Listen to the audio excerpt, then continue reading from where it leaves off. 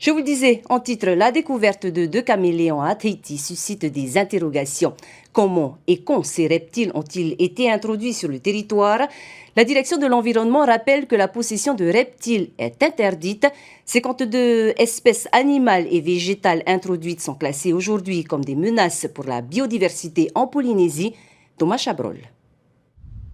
Avec ses yeux ronds, sa longue queue enroulée et une peau qui peut changer de couleur, le caméléon est un animal fascinant.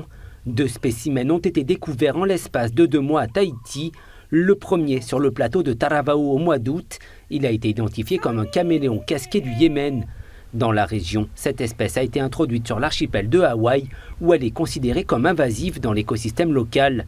Le second reptile a été trouvé il y a quelques jours sur les hauteurs de la mission à Papeete. Dans son biotope, ce roi du camouflage se nourrit principalement d'insectes. Pour l'homme, il ne représente pas une menace, il n'est pas venimeux. Toutefois, comme pour les margouillas, le caméléon peut être porteur de salmonellose. Selon nos informations, les 2 reptiles sont des femelles. L'une d'elles était pleine d'une 60aine d'œufs non fécondés.